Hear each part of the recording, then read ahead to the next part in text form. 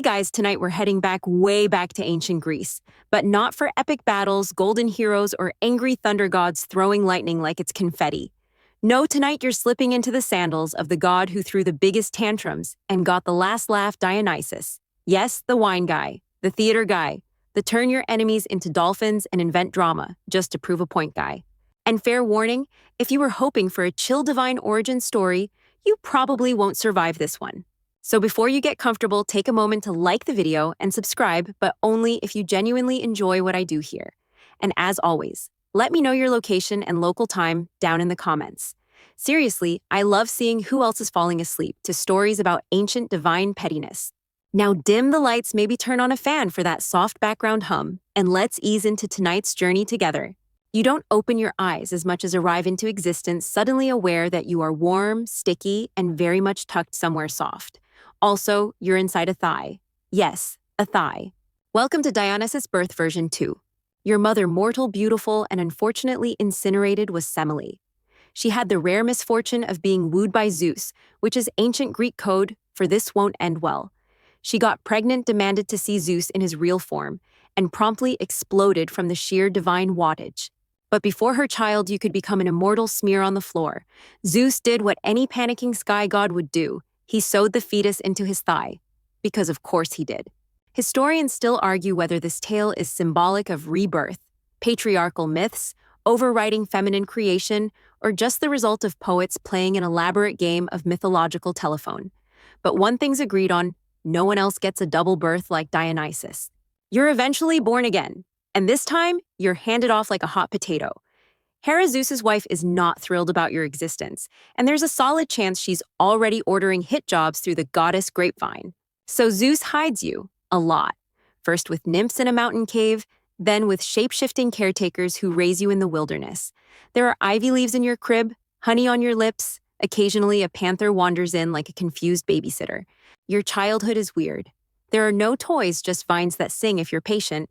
No lullabies, just whine through cypress. And sometimes, just sometimes, you feel the earth itself hum under your feet when you dance alone at dusk. You learn to make wine before you learn to write. Your first tantrum floods a hillside vineyard. And when a bully mocks your wild hair, you summon a thunderstorm just strong enough to ruin his toga and teach him a lesson.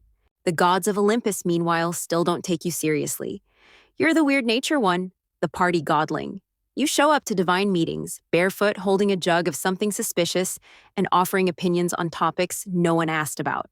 But you're watching, and you're waiting, because being the god of wine isn't just about getting mortals tipsy. It's about loosening their minds. It's about revealing what's underneath the masks they wear every day. And you're going to make sure everyone, including the gods, remembers what happens when they underestimate you. But for now, you dance alone in a forest grove, trailing vines behind you, laughter on your lips. The stars blink overhead like they're not sure if they should clap. You don't care. You were born from fire sewn into a god's leg raised by mystery and madness. You are Dionysus. And the drama is only just beginning. You grow as gods do, in fits and flashes, not steadily like mortals, but in gleaming bursts of identity. One day you're sipping honey wine from a seashell, and the next you're arguing with nymphs about the metaphysical properties of ivy. Somewhere in there you also discover you can talk to goats. You don't question this. Goats have excellent opinions on chaos. Eventually, you feel ready to step out of the wilderness, off the mountain, and onto Olympus, home of the gods, the golden pantheon, the divine reality show where drama is carved into marble. You think maybe now, with your wavy hair, your smug smile, your new sash made entirely of grape leaves, they'll let you in. Spoiler, they don't.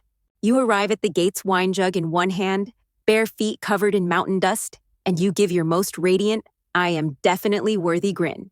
Hermes, who's been sitting there flicking pebbles at a cloud for 20 minutes, just raises an eyebrow. You got an invite. You didn't, but you're Zeus's son, twice born, bearer of the vine, bringer of joy. I am the invitation, you say. He shrugs, talk to Hera. And that's where things get complicated. Hera doesn't just dislike you, she loathes you, deeply, elegantly, with the kind of disdain usually reserved for moldy cheese or unflattering sculpture. You're the living, walking reminder that Zeus had another affair.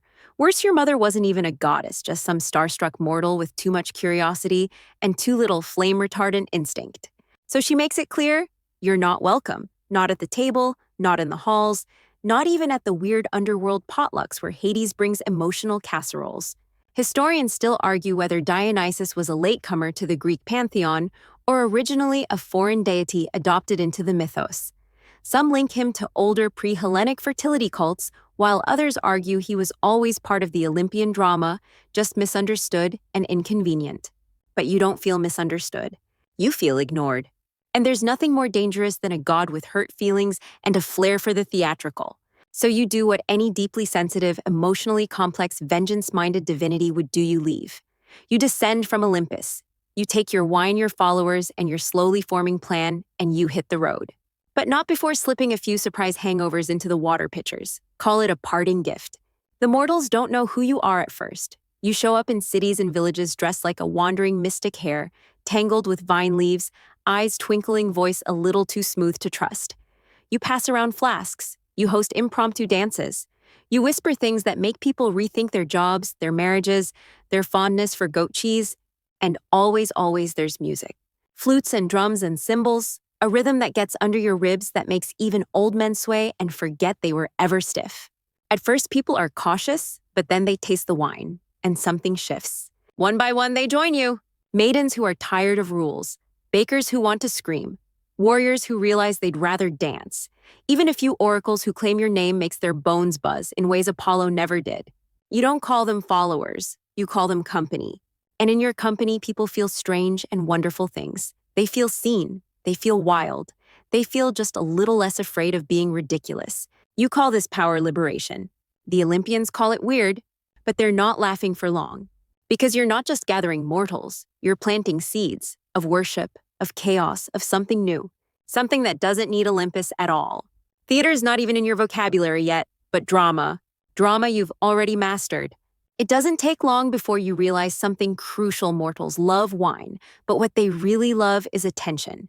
Especially when it comes in the form of a charming god who listens, laughs at their jokes, and occasionally turns their worst enemy into shrubbery.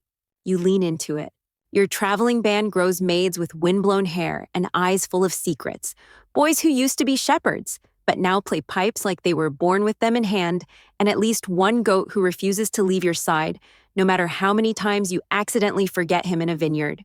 You've invented a kind of chaos parade. Every town you enter falls under your spell. Not immediately, but give it time. A whispered song, a jug passed hand to hand, a slow dance in the market square, and then every now and then, disaster. Because some mortals just can't help themselves. They try to insult you.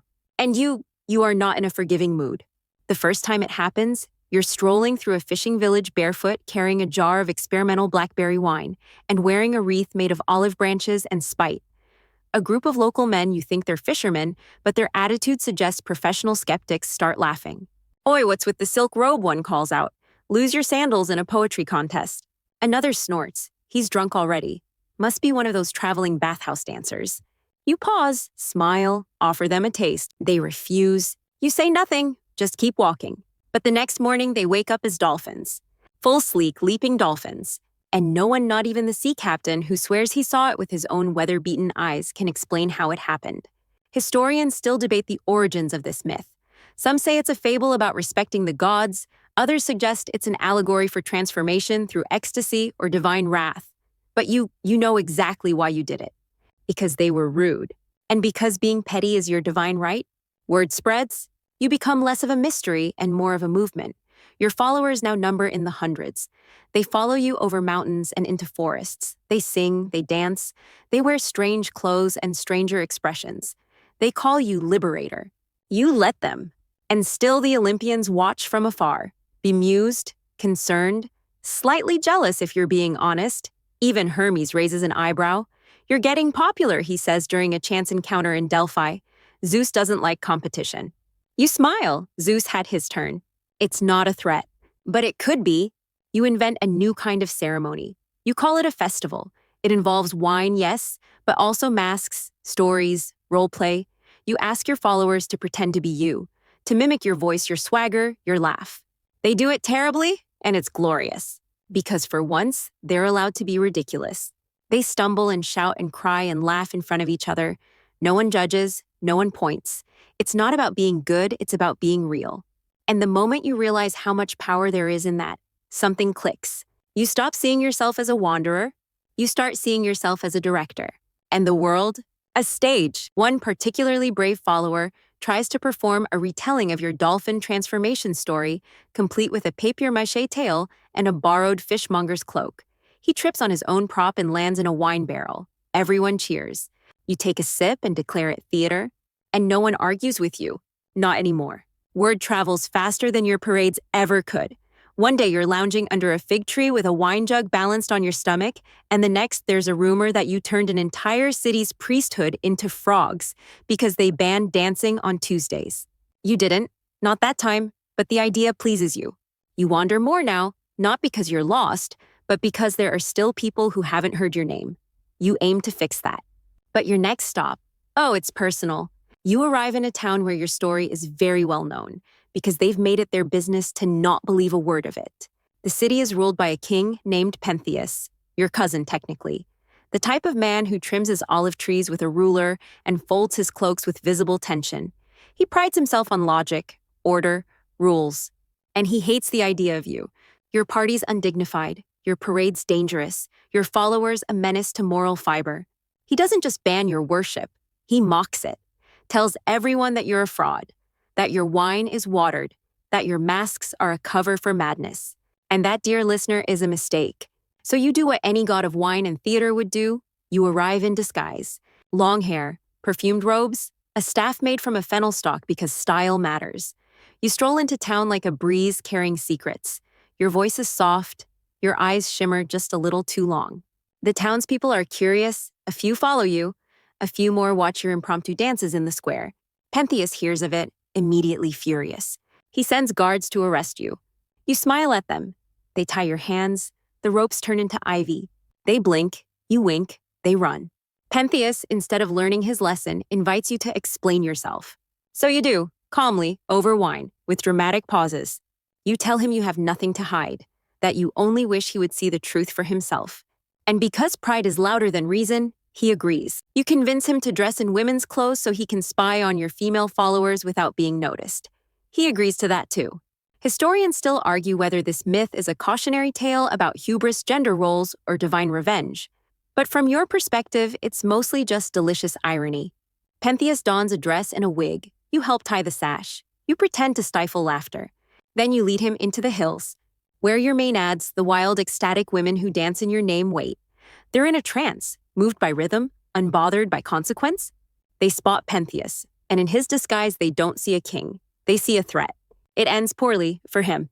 Let's just say next time someone doubts your divinity, they'll remember that Pentheus didn't make it back to his olive trees. You leave the city the next morning sipping a cordial someone made from his vineyard. You don't feel regret. You feel inspired. Because watching that man unravel bit by bit, robe by robe, you realize something people are dying to be part of something theatrical. They want masks. They want transformation. They want a space to feel everything they're not allowed to. So you decide it's time to take it further. You don't just want parades anymore. You want performances. A way to show mortals their joy, their shame, their terror, and then let them laugh about it afterward. And you want them to thank you for it. You return to your band of followers. You raise a goblet. And with the smug glow of a god who just got his way in 5 acts or fewer, you toast to drama. You descend upon Athens like a thunderstorm wrapped in velvet, not with lightning, though you've got flutes and drums, and people who haven't slept in 3 days because they've been perfecting a monologue about talking grapes. The city doesn't know what to do with you at first. You're not Ares stomping in with armor. You're not Apollo glaring judgment through perfect cheekbones. You show up barefoot wearing a sash embroidered with ivy and stories and carrying 2 amphorae, one filled with wine, the other with ideas. You've decided it's time to give mortals the ultimate gift theater. Not because you're generous, because you're petty. You're still smarting from the way Olympus once rolled its eyes at you, still annoyed by the kings who called you soft, the priests who said your rituals were excessive, and that one historian who described your parades as frivolous, mobile wine riots. So you'll prove them all wrong. You take over a hillside outside Athens and declare it sacred, not with a bolt of divine power, though let's be honest you could, but with vines. You grow them overnight, curling around stones and benches, sweet-scented and impossible to ignore. The locals start gathering. At first it's just curiosity, then fascination, Then something that looks suspiciously like awe. You stand at the center arms, open voice calm, this will be our theater. People blink. The what? You explain, sort of. You call it Theatron, a seeing place, a space for masks and memory, for song and speech and emotion so big it needs to echo off stone. Then you do the first performance yourself. You act out your entire life story, thy birth and all. You cry, you rage, you imitate a dolphin. You whisper dramatic monologues while someone plays the pan flute very badly in the background. The crowd is stunned. Then they applaud. And that's it. You've hooked them. Historians still argue over when theater became formalized in Greek society. Some say it began with choral hymns to you called dithyrambs, sung by drunk men in goatskin cloaks. Others argue it evolved from storytelling rituals or festival games. But every path leads back to you. You formalize it, you name it. You craft rules. You do what no other god has done. You give mortals the chance to pretend and be transformed by pretending. But you're not finished. You decree that these performances will happen every year during a festival held in your honor. And not just any festival, a citywide celebration with food, wine, dancing, processions, and most importantly, a play competition. Yes, you literally invent the first ever theater awards, because what's the point of drama if there's no one to clap? You even choose the prizes yourself, a goatskin, a jar of the finest wine, and your favorite, a public declaration that the winner has moved the soul of the city. Athens eats it up. Playwrights emerge from every alley. Poets start rehearsing in the bathhouses. Even bakers start quoting lines while kneading dough.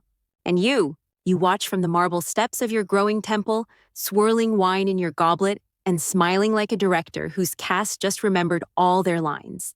Olympus notices. Apollo frowns. Artemis says you're too loud. Athena calls your costumes philosophically suspect. But you don't care, because you didn't just bring wine. You brought a mirror. And for the first time, mortals are looking into it together. They weep, they laugh, they feel. And then they go back to their lives changed just a little. You lean back and think, well, that's Act 1. The festival grows like ivy, quiet at first, then suddenly everywhere. Within a few short years, the city Dionysus becomes the event of the season in Athens. Whole neighborhoods shut down. Markets pause. Even grumpy philosophers who claim to hate everything sneak in during intermissions. You're not just a god anymore. You're an institution. On the first day, the city parades. Literally. They call it the Pompeii, a grand procession where citizens march through the streets with statues of you, baskets of grapes, and at least one man dressed as a very confused satyr, wearing nothing but fur and confidence. They sing songs, they carry wine. One group brings a cart with a full-size phallic sculpture, because apparently subtlety is not part of your aesthetic. You love it. Then come the performances.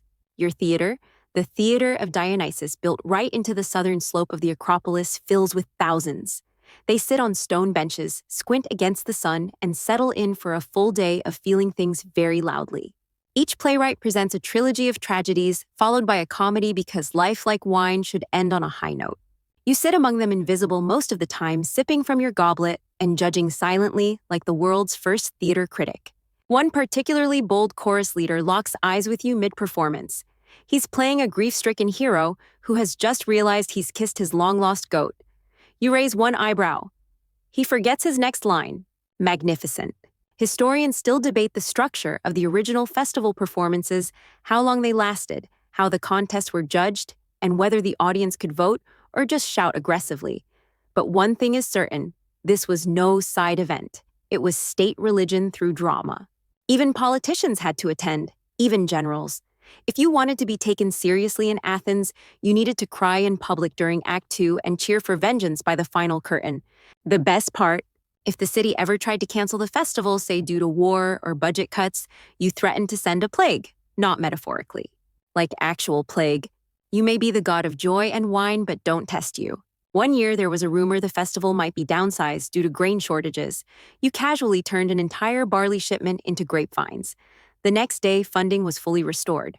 Coincidence? Not a chance. Even the city's hardest skeptics began to accept that art wasn't just indulgence, it was sacred, healing, necessary, and very much under your jurisdiction. You start influencing the plays themselves, not through force, through inspiration. You whisper ideas into the dreams of dramatists. You nudge poets toward themes of lost transformation and the fine line between madness and truth. One playwright wakes up after a nap and writes, "The Bacchae, a tale all about you, your power, and what happens when mortals resist the divine." It's a hit. Blood-soaked, yes, but a hit.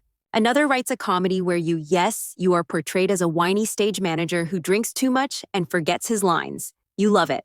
You demand an encore. The masks used in these performances become iconic, blank, exaggerated, beautiful, and terrifying. They cover the face, reveal the soul. You're especially fond of the tragic mask, with its hollow eyes and slightly open mouth, always caught somewhere between a scream and a sigh. Just like me, you murmur one night watching a chorus performed by torchlight. You've created something no other god has. Not a temple, not a war, not a lecture. A space for laughter, for grief, for messy, complicated theatrical truth. And in return, mortals begin to love you. Not fear, not worship out of duty, but love. They pour your name into poems, carve your ivy into statues, name their taverns after your epiphanies. And every time a mask is lifted, every time a character delivers a monologue so raw it silences the crowd, you smile. Because this isn't just entertainment. This is immortality. And Act 2 is just getting started. Of course, nothing great ever lasts without a few missteps, or in your case, a few enthusiastic reinterpretations of boundaries. You were never one for rules, or limits, or moderation, or really anything that sounds like a parent's tone of voice. So naturally, your festivals began to reflect that. What started as structured competition and civic celebration soon included after-hours rituals. Let's call them spirited. Once the sun dipped below the Acropolis, things got wilder. Torches were lit. Wine flowed. Masks stayed on, but not just for the stage anymore. Dances went from choreographed to completely improvised to, is that person levitating, or just very confident? And leading the charge, your maenads, the raving women as outsiders like to call them. Devoted followers who shed social expectations like old robes and surrendered to your rhythm. They danced barefoot through forests, wore fawn skins, carried ivy-twined staffs called thyrsus, screamed praises to you into the night sky. Sometimes they held snakes, sometimes the snakes held them. It was that kind of party. You didn't invent chaos, you just gave it choreography. One night in a particularly starlit glade, a chorus of maenads danced so intensely they allegedly called down lightning. The story spread faster than the wine did. You didn't confirm it, you didn't deny it. You just smiled and poured another cup. But naturally, not everyone was on board. Some philosophers began to clutch their scrolls a little tighter. Politicians started whispering that perhaps this whole ecstatic wilderness, screaming ritual thing was unbecoming of a civilized polis. You found that adorable. Because here's the secret: mortals need madness. Not constant, not uncontrolled, but the kind that lets them scream into the wind without consequence. The kind that burns off shame and fear like fog under sunlight. And yes, sometimes it got messy. One year, a group of overly eager celebrants ran straight into a statue of Athena and broke its nose. The temple priests were not amused. Another time, someone tried to incorporate live bears into a tragedy. You never figured out why, but it ended in shouting a ruined tunic, and what's now known as the intermission incident. Historians still argue whether your wild rites, the Bacchanalia, were inherently dangerous or simply misunderstood. Some Roman senators certainly thought the former and tried to outlaw them entirely, which was cute considering half of them showed up in masks after dark. It wasn't about lawlessness, it was about release. You gave mortals something no other god dared: a sacred excuse to feel too much, to break and not be broken, to cry in front of strangers, to laugh with your whole ribs, to dance barefoot and bite fruit without worrying what it looked like. And most of all, to forget themselves just long enough to remember who they really were. You watch these nights unfold from mountaintops and alleyways, torchlight flickering across wine-streaked faces, every heartbeat echoing your name. No battlefield ever brought you this much joy. Because war ends, but a story, a feeling, a wild cry on a hilltop in your name. That echoes forever. You never demanded temples. You wanted stages, not golden altars, just places where people could transform. And the world gods helped them followed. Even now, long after the embers of those first festivals faded into ash, mortals would still gather in secret where your masks pour their wine onto earth and whisper your name under their breath as if it were a spell. It kind of is. And every time someone lets go, really lets go, there you are. You never meant to invent theater. Not really. You just wanted people to feel. But once Athens caught the fever, you realized you'd accidentally created an entire institution. And like any good god with a flair for the dramatic, you leaned in hard. You didn't just want people to perform, You wanted them to perform with stakes and flair, and maybe just enough chaos to keep the audience nervous. So you formalized your festival even further, not out of order, but because it's much more fun to break rules if they're written down first. You declared that each playwright must present 3 tragedies and 1 comedy in a single sweep. Imagine the stamina. Imagine the theatrical whiplash. 1 minute, alas, my wife is dead. Next minute, who put olives in my sandals? And you didn't just let them perform anywhere. You had a theater built right into your sacred precinct. Carved into the southern slope of the Acropolis, it seated thousands. Rows and rows of stone benches under the open sky because tragedy like wine should always be taken outdoors. You're sitting there now, invisible as usual, feet propped on the marble, watching some poor actor in a goat mask try to nail a monologue about betrayal while his chorus forgets the choreography behind him. Beautiful. You're proud. Even when it's terrible, it's real. The masks have become iconic open mouths, for sound-exaggerated brows for expression and huge staring eyes that never blink. They're terrifying and hilarious and perfect. You nudge a nearby priest and murmur that one's crying through the wrong eye. The priest faints. You shrug. Historians still argue whether you inspired tragedy first or comedy. Some say you came from rural farces, drunken villagers dressing up goats and reenacting harvest mishaps. Others trace tragedy to goat songs, tragoidia choral hymns in your honor. But most agree your fingerprints are everywhere. You start awarding prizes. You love awarding prizes. Olive wreaths, skins of wine, public acclaim. A statue if someone really moves the crowd. One year, you personally inspire a playwright to write a trilogy about Orestes. Revenge, guilt, madness, so juicy. He wins, obviously. Another year, someone submits a script that's just people arguing about spoons for 4 hours. You give it 3rd place for effort. You're not here for perfection. You're here for passion. That's the secret of your theater. It's not about flawless speech or crisp staging. It's about letting the audience see themselves. When Agamemnon walks into the palace doomed by his own pride, the audience shifts in their seats not because they know what happens, but because they know what it feels like. To ignore a warning, to want revenge, to fear your own family. These mortals sit together hundreds strong and laugh or weep in unison. That's real power. More than a lightning bolt, more than a sword. It's transformation. You watch an old woman grip her shawl tighter when Electra screams. You see a young boy laugh too loud at a fart joke in the comedy that follows. You see the actors sweat and the chorus shuffle, and somewhere in the middle of all that effort, they become something more. Not divine, not perfect, but human, in the fullest, rawest sense of the word. You lean back pleased. The wind stirs the ivy behind your seat. You sip from your goblet and whisper to no one in particular, "This is what I wanted." Because art like wine doesn't just get you drunk. It shows you who you are and who you could be. You begin to notice something strange, something delightful, something very Dionysian. The city doesn't just celebrate you during the festival anymore. They need you. Men who once laughed at your vine-wrapped staff now clutch it during processions, like it holds their spine together. Women who once whispered that your rights were indecent now lead torchlit dances through the city gates. Children chant your name like it's a nursery rhyme, equal parts lullaby and rebellion. And the masks, they show up everywhere.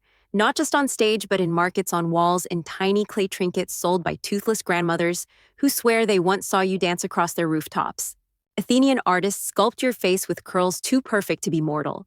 Poets write odes to your hips. Potters paint your stories, some flattering, others wildly inaccurate. One cup you find has you riding a donkey, backwards, weeping into a goblet. You buy 10. You've gone from outsider to icon, from exile to essential, and you did it without Olympus. Of course, it wasn't all ovations and wine baths. There were moments, small, sour pockets of resistance. A philosopher named Theon publicly denounces your theater, saying it corrupts young minds. You appear in his dreams that night as a grapevine wrapped around his bedpost, whispering monologues about the duality of man until he wakes up screaming. He becomes your most passionate defender. Even the city council starts taking your festivals seriously. They fund the chorus out of public taxes, train citizen judges to oversee performances, and assign civic officials to carry your sacred icon through the streets. And when plague breaks out one spring, horrible, relentless, and terrifying, guess whose theater is the first public space to reopen afterward? Yours. Not the temple, not the courthouse, the theater. Because grief doesn't want silence. Grief wants chorus.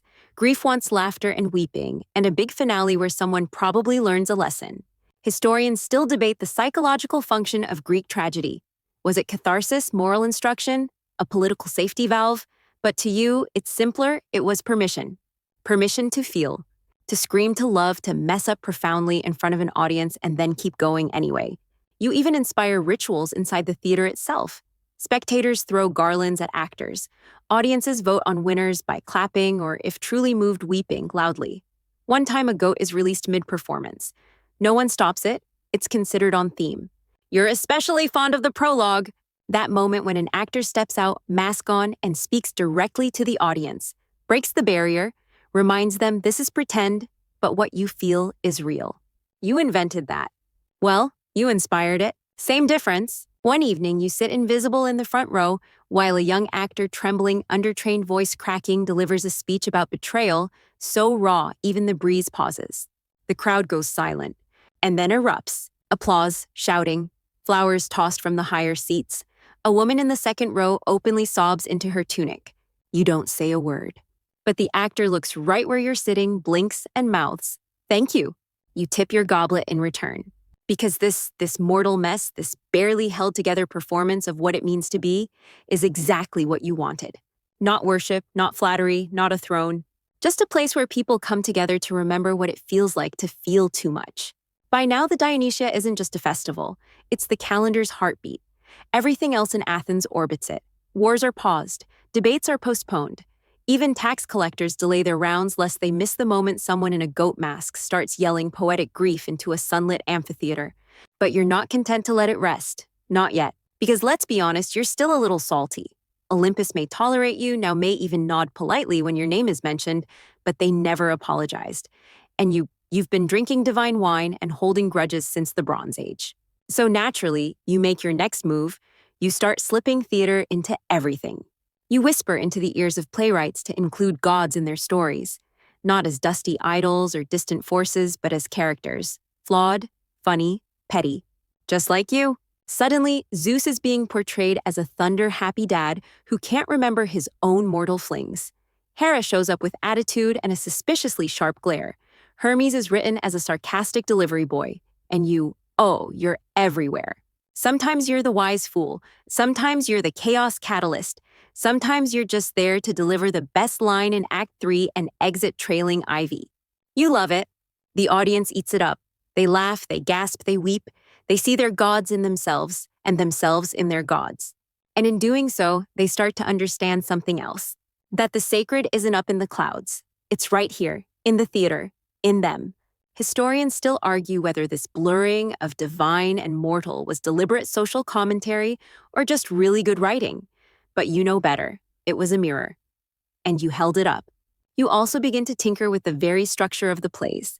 You push for choruses that comment on the action stepping in and out of the drama, like wine-drunk neighbors with opinions. You inspire stagecraft trapdoors, pulleys, painted backdrops, and fake thunder made from shaking bronze sheets. Every moment becomes a performance, every person a potential player. You even encourage backstage gossip, because nothing pairs better with tragedy than the knowledge that the lead actor accidentally insulted the chorus director's goat. Eventually, the theater spills beyond its stone walls. Poets start doing monologues in markets. Children act out scenes while chasing chickens. Fishermen improvise dialogues while untangling nets. The city becomes a stage, and you, its invisible playwright. One night during a full moon, a man proposes to his lover by reenacting a famous tragic farewell. They both forget their lines halfway through, laugh and kiss anyway. The crowd that gathers to watch claps like it's opening night. You sit on a rooftop, legs dangling over the edge, and think, yes, this is it. Not control, not obedience, but connection. And underneath it all, your petty, fabulous, God-sized smirk, because the very thing Olympus denied you respect, reverence, a seat at the divine table you built without them. In fact, they're starting to ask for invites to your festivals now. Poseidon wants to sponsor a nautical-themed comedy. Ares wants front-row seats to a war tragedy. Even Apollo's warming up to the idea, having decided that drama, while messy, is at least structured. You let them in, slowly, selectively, dramatically. Because now, you hold the guest list, and your stage is just getting bigger. You start noticing something curious in the crowds. It's not just the usual citizens anymore. It's foreigners, islanders, traders, even Spartans. Yes, Spartans who famously prefer silence and spear polishing to weeping over masked monologues now come draped in cloaks, pretending they're there for research. Theater has gone global. You barely lift a vine-wrapped finger, and yet your stories drift across the Aegean like dandelion seeds in a divine breeze. People carry your plays on wax tablets and memory. They perform them in seaside amphitheaters, dusty village squares, and even banquet halls where half the audience is drunk before Act 1. You don't mind. That's the thing about performance, it doesn't need permission. Just breath and bravery. And mortals, once they taste the stage, they can't stop. You start seeing versions of yourself everywhere, on coins and carvings and hurried graffiti on tavern walls. Sometimes you're graceful, sometimes ridiculous. Once you're drawn riding a donkey backwards while making kissy faces at a satyr. You love that one. The masks multiply. Little figurines of comic and tragic faces appear on altars and shelves. People start wearing pendants of your face at weddings, hoping your mischief will bring fertility, or at least entertainment. Your festival, once a single celebration, splinters into many. There are rural Dionysus festivals, Anthesteria rites, spring, winter. You're not just a season anymore. You're a cycle. A myth, a ritual, a reason, but with expansion comes reinterpretation. Suddenly, people start inventing rules. Scripts must be approved. Themes must be morally educational. Choruses are discouraged from wearing fishnet tunics. You roll your eyes so hard a vineyard wilts. Still, you know how this works. Mortals build things, and when they build too high, they forget how to dance. So you slip into their dreams again, whisper strange new ideas, plant chaos in neat gardens. You inspire a new wave of playwrights who challenge the system. One writes a comedy mocking local officials. Another stages a tragedy where the villain is named Lawfulus. They all get fined.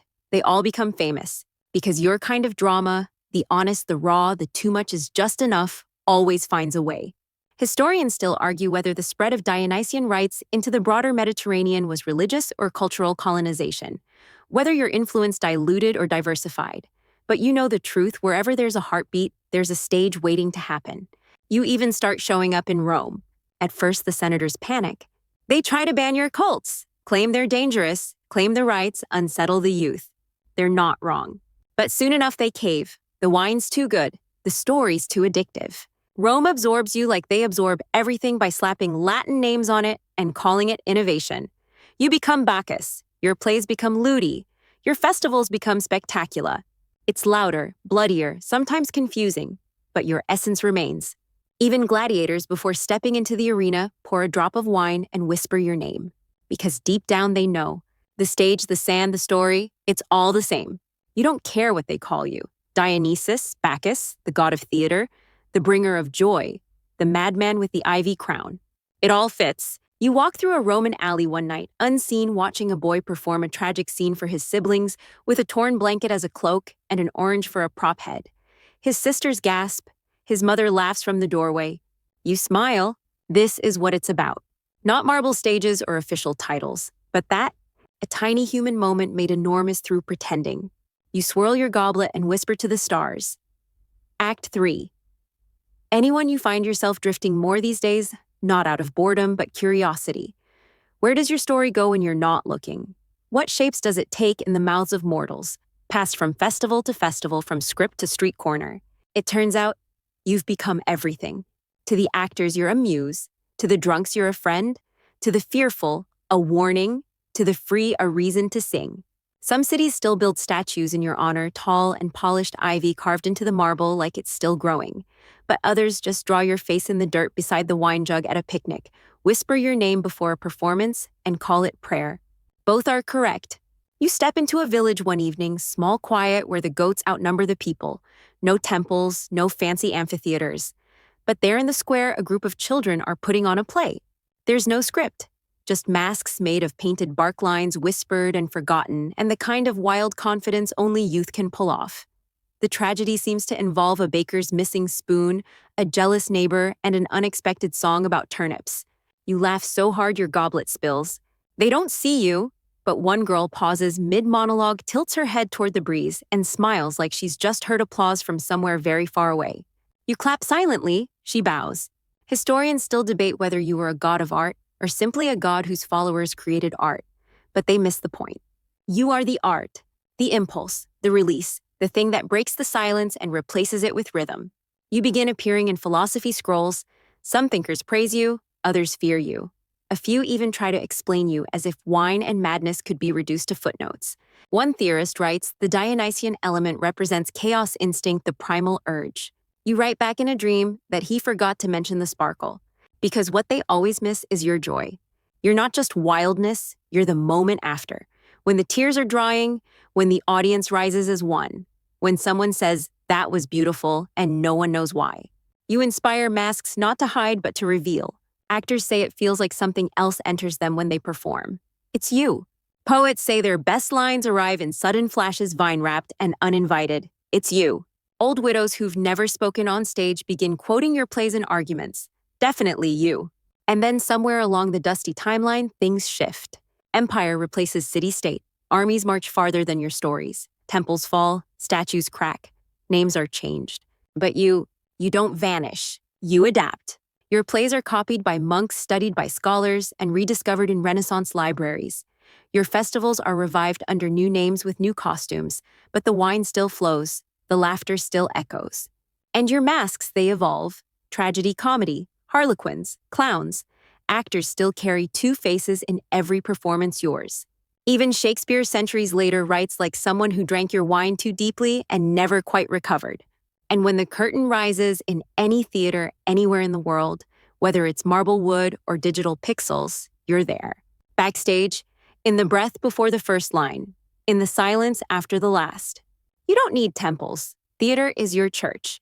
And mortals, for all their fumbling, keep building you cathedrals of feeling without even realizing it. You take another slow sip of wine, smile into the dark, because they still think this is their invention, their culture, their drama, but you know better. You've been directing since the first heartbeat. Eventually, you begin to notice that even the shadows of your name carry weight, not just in plays or poems, but in philosophy. Psychology, people start dividing the world into parts Apollonian and Dionysian, logic and emotion, light and dark, order and chaos. Guess which one you are? Congratulations, you've officially become an archetype, a concept. No longer just a god, but a cosmic force in every lecture hall, coffeehouse argument, and overly ambitious student thesis titled Wine Madness and the Human Condition. You're everywhere and nowhere, whispered in lines of Nietzsche, Grindelwald, and Freud, evoked every time someone says, I just want to let go tonight. You've even made it into therapy. People talk about needing to embrace their inner Dionysus. You imagine them doing interpretive dances in group sessions while softly crying into a pillow shaped like a grape cluster. You approve. The wild, the free, the messy, but meaningful. It's all been woven into your legacy. But with all that meaning comes misunderstanding. Some say you're a symbol of excess, of indulgence without limit. They point to broken rules, lost days, empty amphorae. They forget your gift was never chaos for its own sake, but as a doorway to something true. Because what happens after the dance ends, after the mask falls away, after the tragedy teaches its lesson, and the comedy dares us to laugh anyway, that's where you live. In the strange quiet that follows the ovation. In the way the audience stares at each other, not quite ready to go back to normal life. You gave them that moment. You still do. And even as mortals build bigger stages, louder crowds, faster dramas, your original spirit stays. A whisper behind the curtain, a smile in the spotlight, a vine curling around the script no one meant to follow. You appear now not just in grand performances, but in street theater, YouTube monologues, protest chants, flash mobs, awkward first improv shows where no one knows when to clap. You adore them all. Because the worst performance isn't one that's clumsy, it's one that's afraid. And you were never afraid. You encourage people to leap, to stumble, to scream, to feel. And in doing so, you made humanity more honest. Historians still debate whether you were a dangerous god, whether the states that banned your cults were right to fear the power of collective emotion. But every time a play leaves someone in tears, every time a child pretends to be a hero, every time a song swells and the world stops turning for one perfect beat, you're there. You're not bound to Olympus. You're bound to theater, to story, to the moment when the mask slips and something real breaks through. And so you walk unseen into a crowded theater in a modern city. Lights dim, murmurs quiet, someone drops a program. Then, a spotlight, a breath, a single voice speaking words written long ago, but still pulsing with life. And in the dark, you grin. Because that's still your stage. The world spins onward faster than it used to. Mortals speak into glowing boxes. They watch dramas in rectangles held in their hands. They wear wireless earbuds and call it immersion. They live stream heartbreak and clip comedy into 20-second bursts. You've never been more at home, because Dionysus, the god of performance, spectacle, revelation, and absolute emotional mess, is perfectly suited for an age where everything is a show. Your plays are performed in university black boxes, open-air festivals, basement theaters, where the set is 2 chairs and a lot of feeling. Sometimes the actors wear togas, sometimes jeans. One time someone played you in a gold sequined jacket and roller skates. You gave them a dream that night where you applauded for 5 straight minutes. Even the internet, a vast, disorganized stage of memes, rants, and amateur videos, echoes with your spirit. You see people pouring their souls into the void, monologuing into ring lights like they were born to do it. They tell stories, they laugh too loud, they cry on camera, they put on masks, and sometimes they take them off. You whisper in the feed, that's theater too. Historians, academics, even theater critics continue to dissect you. They analyze your festivals, chart the evolution of your rites. They argue over whether the Dionysian element is just emotional excess or if it touches something deeper, something sacred.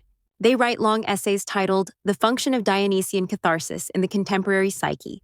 You read them, you chuckle, you correct their grammar in their dreams. But the mortals who understand you best aren't scholars. They're performers, the ones backstage with shaking hands, heart pounding in their ribs like a war drum, the ones who forget who they are the moment the lights come up and remember only when the audience roars. They don't pray to you with incense and hymns. They pray with opening night jitters, with a joke that lands, with a scene that makes someone in the third row gasp, like they've just remembered a pain they didn't know was still there.